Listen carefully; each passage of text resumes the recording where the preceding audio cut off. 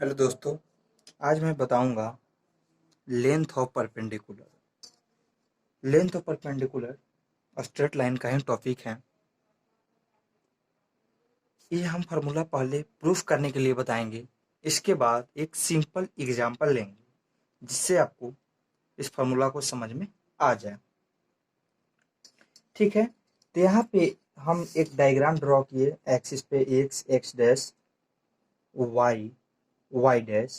ठीक है, एक स्ट्रेट लाइन लिए। ये क्या है? एक स्ट्रेट लाइन है ए। इस स्ट्रेट लाइन के पॉइंट का नाम है, इस पॉइंट का नाम है, यहाँ नाम है ए और यहाँ नाम है बी। ये जो है पी पॉइंट है जिसका कोऑर्डिनेट x1 y1 है, और ये जिस स्ट्रेट लाइन पे यहाँ पे जो मिला है इसका नाम है n। ठीक है, ये हम डायग्राम ड्रॉ कर लिए। ओके, इसका कोऑर्डिनेट है। ठीक है, और इस लाइन का इक्वेशन दिया हुआ रहेगा, दिया हुआ है A x plus B Y plus C is equal to 0। ठीक है, ये लाइन का इक्वेशन दिया हुआ है। ओके, अब हम कुछ यहाँ पे लिख लेते हैं। ठीक है, अब यहाँ पे देखिएगा क्या लिखें। Let A B be the given straight line. A B जो है दिया हुआ एक स्ट्रेट लाइन है whose equation A x plus B Y plus C is equal to 0, जो यहाँ पे हम लिए हुए हैं। ठीक है, and P B the given point x1 y1 is point है। अब क्या किया कि यही हमको लेंथ ऑफ परपेंडिकुलर हमको यही निकालना है। मान लीजिए डी है तो हमको यही length of perpendicular P N निकालना है। तो क्या किया, अगर ड्रॉ पी एन परपेंडिकुलर है किस पे, ए बी पे, ए बी लाइन पे परपेंडिकुलर है। तो we required length of P N, तो हम लोग को क्या पी एन लेंथ की जरूरी है। ठीक है, जरूरत है।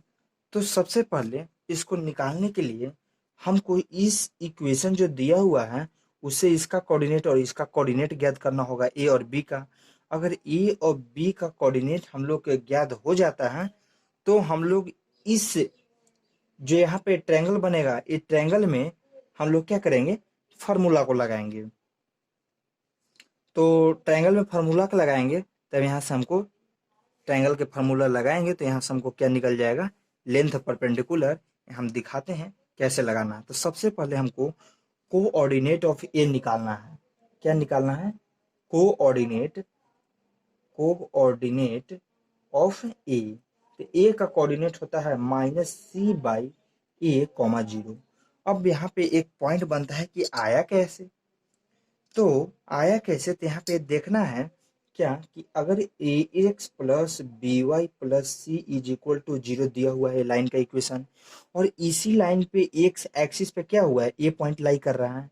एक्स एक्सिस पे ना ए पॉइंट लाई कर रहा है, वाई एक्सिस पे भी है। तो हमको ए का कोऑर्डिनेट चाहिए, अर्थात एक्स एक्सिस पे है तो वाई कोऑर्डिनेट क्या हो जाएगा। तो एक्स एक्सिस पे है तो वाई कोऑर्डिनेट क्या हो जाएगा, 0। बताए थे पहले कि अगर एक्स एक्सिस पे लाई करता है तो एक्स एक्सिस पे है तो देन वाई कोऑर्डिनेट क्या हो जाएगा, 0। अर्थात तो वाई के वैल्यू यहाँ 0 हो जाएगा तो ये क्या हो जाएगा, ए एक्स प्लस, ये तो पूरा 0 हो गया, plus C is equal to 0। अगर यहाँ एक्स का वैल्यू निकालना हमको रहेगा तो सी इधर जाएगा -c, और ए मल्टीप्लाई में है, ए मल्टीप्लाई में था ना, इधर आएगा तो डिवाइड में आ जाएगा। तो ए -c/a आ गया, -c/a, और वाई कोऑर्डिनेट क्या ले लिए, 0। इसको ब्रैकेट में डाल देते हैं क्योंकि हम डायरेक्ट यहाँ कोऑर्डिनेट लिख देते हैं कि कोऑर्डिनेट ऑफ ए, ये हम समझाने के लिए किए हैं। इसी तरह से कोऑर्डिनेट ऑफ हमको बी निकालना है। अगर इसी तरह से हमको निकालना है क्या, coordinate, coordinate of B, B निकालना है तो कोऑर्डिनेट ऑफ बी हो जाता है 0 और -c/b। अब ये कैसे होगा, तो यहाँ पे हम क्या करेंगे कि x इज इक्वल टू 0, यहाँ हमको y एक्सिस पे लाई कर रहा है A x plus B Y plus C is equal to 0, तो वाई एक्सिस पे लाई कर रहा है, then X is equal to 0। X is equal to 0 तो ये 0 हो जाएगा, तो क्या बचेगा, B Y plus C is equal to 0। तो यहाँ वाई बराबर क्या जाएगा, -c, इधर जाएगा तो वाई मल्टीप्लाई में, तो यहाँ डिवाइड में, तो वाई बराबर क्या आएगा, इतना। ये भी देखिएगा कि एक्स 0 हो गया और वाई इतना हो गया। तो ये हमको कोऑर्डिनेट ज्ञात हो गया। अब कोऑर्डिनेट ज्ञात हुआ तो हम यहाँ पे एक जगह पे कितना था लिख लेते हैं, -c, a 0, जीरो, और बी का कोऑर्डिनेट हो गया मेरा 0, -c/b। ठीक है, बी। अब करना क्या है, अब हम लोग इतना करने के बाद अब यहाँ ये कोऑर्डिनेट हम लोग को दोनों को मिल गया, कोऑर्डिनेट मिल गया, तो ए बी के हम लोग क्या कर लेते हैं कि डिस्टेंस ज्ञात कर लेते हैं, अर्थात ए बी के स्क्वायर। तो क्या हो जाएगा, तो ई हो जाता है y2 - y1, या x2 - x1। तो क्या करते हैं कि x2 - x1 कर देते हैं, तो क्या हो जाएगा, x2 - x1 करने पर तो क्या हो जाएगा, -c/a, आई हो जाएगा -0 का होल स्क्वायर, प्लस y2 हो जाएगा 0, और प्लस c/b का होल स्क्वायर। इतना ही ना होगा। तब इसको ए बी का स्क्वायर जब निकालेंगे तो क्या हो जाएगा, ई माइनस है तो जब स्क्वायर होगा तो जीरो है, तो ए माइनस बी का फॉर्मूला तो नहीं लगाया क्योंकि जीरो है, तब ये डायरेक्ट यहाँ हो जाएगा। तो माइनस सी है तो ये क्या हो जाएगा, सी का स्क्वायर और बाई ए का स्क्वायर। इसी तरह से इसका भी हो जाएगा सी का स्क्वायर बाई बी के स्क्वायर। अब इसमें देखिएगा कि सी स्क्वायर ऊपर ऊपर में है, तो कॉमन ले लेंगे, तो सी स्क्वायर कॉमन ले लेंगे तो क्या बचेगा, 1/a स्क्वायर, प्लस इसमें भी सी कॉमन स्क्वायर कॉमन लिए, ये क्या बचेगा 1/b स्क्वायर। अब यहाँ से कॉमन लिए तो ए बी के स्क्वायर बराबर क्या बचा सी, और जब इसको एलसीएम लेंगे तो क्या आ जाएगा, ए स्क्वायर बी स्क्वायर, एलसीएम लेंगे तो मल्टीप्लाई हो जाएगा, आई ऊपर क्या हो जाएगा बी स्क्वायर प्लस ए स्क्वायर, इतना आया। ठीक है, तो ए बी के स्क्वायर आया, तो ए बी बराबर क्या हो जाएगा, रूट अंडर में डालेंगे तो सी स्क्वायर था सी वो निकल जाएगा बाहर, A B A square B square है, ए बी निकल जाएगा बाहर, और रूट अंडर में क्या आ जाएगा, ये वाला ये नहीं निकलेगा क्योंकि प्लस में है, ध्यान दीजिएगा प्लस में मल्टीप्लाई में था तब हम निकाले थे, ये भी ब्रैकेट के बाहर मल्टीप्लाई में था तभी निकालेंगे थे, ये प्लस में है तो ये नहीं निकलेगा, तो क्या हो जाएगा फाइनली, ए बी बराबर मेरा आ गया ए स्क्वायर c/a/b, ए स्क्वायर प्लस बी स्क्वायर। यहाँ पे ध्यान दीजिएगा हम कैलकुलेशन कैसे किए हैं, मल्टीप्लाई में था हम तभी निकाले, अगर प्लस में रहता नीचे वाला भी अगर यहाँ प्लस रहता तो हम नहीं निकालते, इसलिए मल्टीप्लाई में है तब निकाले हैं। ठीक है, मल्टीप्लाई में निकलेगा, प्लस में माइनस में नहीं निकलेगा, यहाँ कैलकुलेशन पर सबसे ज़्यादा पॉइंट आउट करना है। ठीक है, अब इसको इक्वेशन मान लेते हैं हम फर्स्ट, इसको इक्वेशन मान लेते हैं हम फर्स्ट। अब आगे, अब यहाँ पे देखिएगा कि इतना करने के बाद आगे हम क्या करते हैं कि एरिया ऑफ ट्रायंगल क्या फॉर्मूला क्या होता है, 1/2 बेस गुने हाइट। तो बेस क्या है ए बी, और हाइट क्या है पी एन।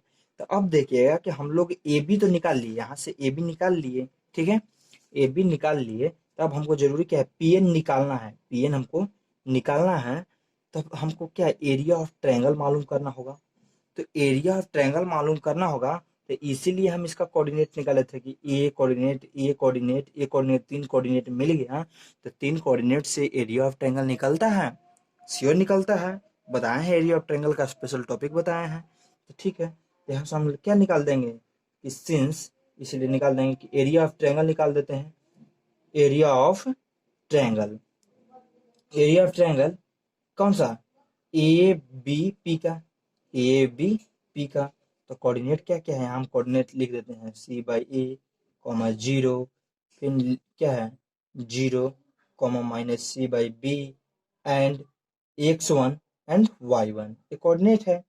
तो जब हम इससे एरिया निकालेंगे, एरिया निकाल के देख लीजिएगा, हम यहाँ पे डायरेक्ट लिख देते हैं ना, तो हम एरिया निकाल के एक जगह रख देते हैं, आप निकाल लीजिएगा एरिया, हम लिख देते हैं यहाँ पे डायरेक्ट वैल्यू क्योंकि लंबा हो जाएगा, इसलिए c/2ab होता है, और into ax1 plus by1 plus c, equation second हो जाएगा।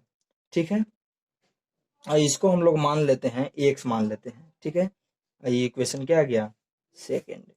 तो हम लोग क्या करते हैं कि एरिया निकल गया, ये निकल गया, तो ये नहीं निकल जाएगा कैसे, तो देखिएगा, तो पुट करते हैं, put the equation, put the equation first and second in x, ये x में हम इक्वेशन को क्या करेंगे, जब हम पुट करेंगे तो देखिएगा क्या आ जाएगा, एरिया, एरिया जो है एरिया की जगह पे ही रख देते हैं, तो c/2ab into ax1 plus by1 plus c, equal 1/2, ये हो गया। ए बी के हम कितना निकाले थे, ये ना 1 था, तो 1 ए बी क्या है, ए बी हम लोग निकाले थे क्या, देख लीजिएगा यहाँ पे, C by A B root under A square plus B square into P N हमको ज्ञात करना था, तो पी एन की पी एन ही रहेगा। ठीक है, पी एन के पी एन ही रहेगा।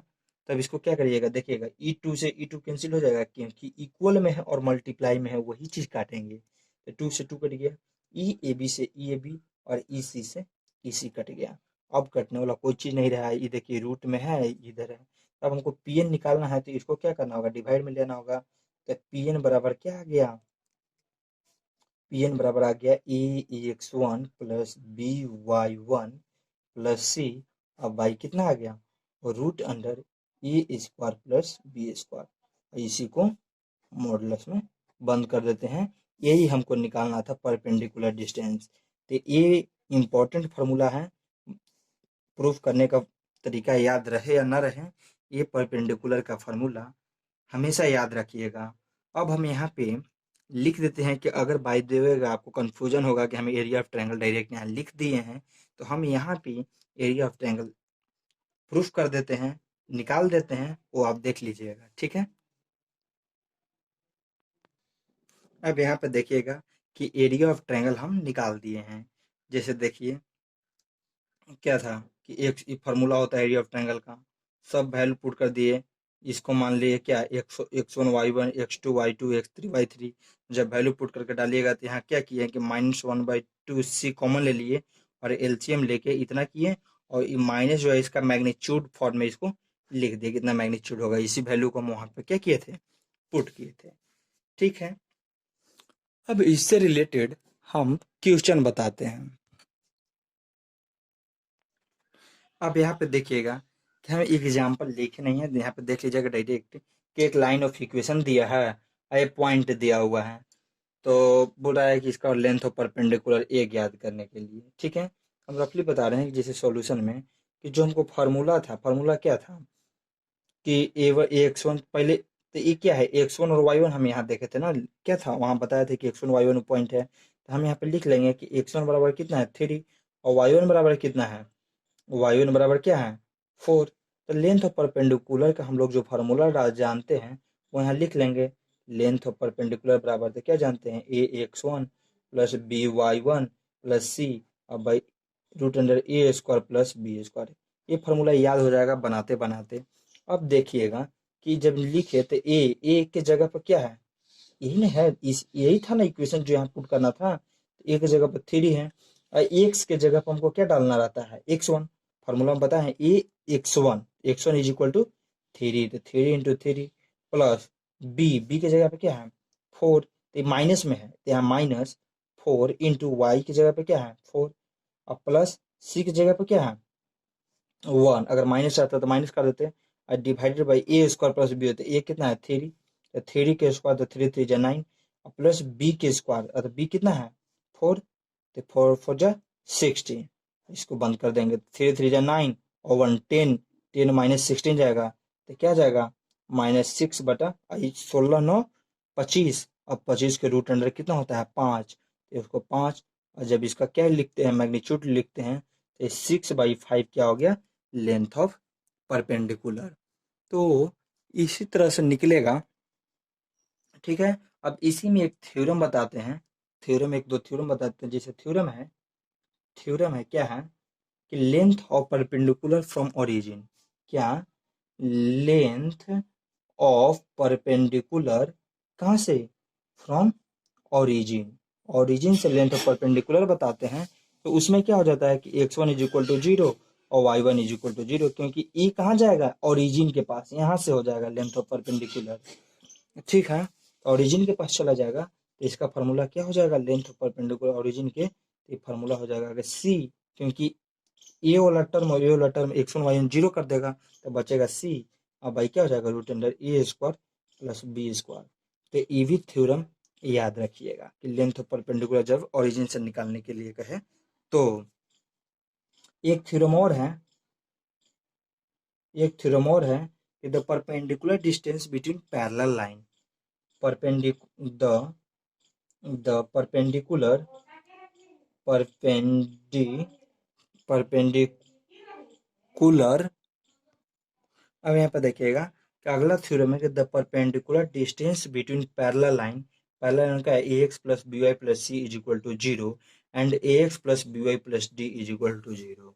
जब दो पैरेलल लाइन के पैरेलल लाइन क्या कहते हैं, उसका जो यही ना क्या रहता है, अलग अलग रहता है, बाकी सब तो सेम रहता है, वही पैरेलल लाइन होता है। तो पहचान गए कि ये क्या है, पैरेलल लाइन है। तो इसमें सी माइनस डी हो जाएगा और root under A square plus B square, ये दोनों के बीच का परपेंडिकुलर डिस्टेंस। जैसे कि डायग्राम बना देते हैं कि ये दो परपेंडिकुलर लाइन है, एक का इक्वेशन ए है, एक का इक्वेशन ई है, तो इसके बीच जो परपेंडिकुलर डलाएगा इसी का डिस्टेंस ज्ञात करने के लिए ये फार्मूला लगाएंगे। ठीक है, इसी पे अगर एक एग्जांपल ले लेते हैं कि distance between parallel line, example ले लेते हैं, ठीक ना।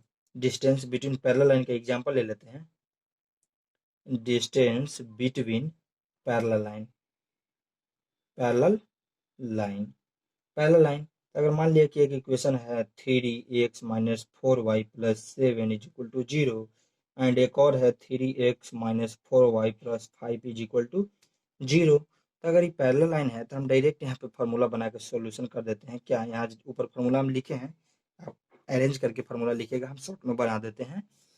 ठीक है, तो ये क्या है, सी माइनस डी, इस सी कितना है 7 और डी कितना है 5, 7 माइनस 5। ठीक है, अब यहाँ क्या है कि ए स्क्वायर प्लस बी स्क्वायर, तो ये कितना है 3 और 4, तो रूट अंडर 3 के स्क्वायर प्लस 4 के स्क्वायर, तो 7 माइनस 2, 7 माइनस 5 माइनस 2, ये क्या हो जाता है, ये इसका आ जाता है वैल्यू 5, ये 2/5 इसका क्या हो जाएगा, आंसर हो जाएगा। अब दूसरा क्या होगा कि अगर एक बात बता देते हैं कि अगर कभी कभी इक्वेशन दे देता है कि 3x plus 4y is equal to 10, तो ऐसा देगा तो इसको इक्वेशन किस फॉर्म में बना लेना है, 3x plus 4y minus 10 is equal to zero, ऐसा बना के हम लोग क्या कर लेंगे, सोल्यूशन कर लेंगे। तो थैंक यू दोस्तों, इस लेक्चर में इतना ही। अगर कोई प्रॉब्लम होगा तो कमेंट में कमेंट कर दीजिएगा। और हाँ, ये लेंथ ऑफ परपेंडिकुलर यहाँ पे खत्म हो गया, अभी इससे रिलेटेड आगे प्रॉब्लम बताऊंगा। और ये हम फाउंडेशन पब्लिकेशन के बुक से बता रहे हैं, तो इसका एग्जाम्पल बनाइएगा, एग्जाम्पल से ही कॉन्सेप्ट क्लियर होगा, नहीं तो प्रॉब्लम जितना दिया है बुक से कॉन्सेप्ट क्लियर नहीं होगा। Thank you.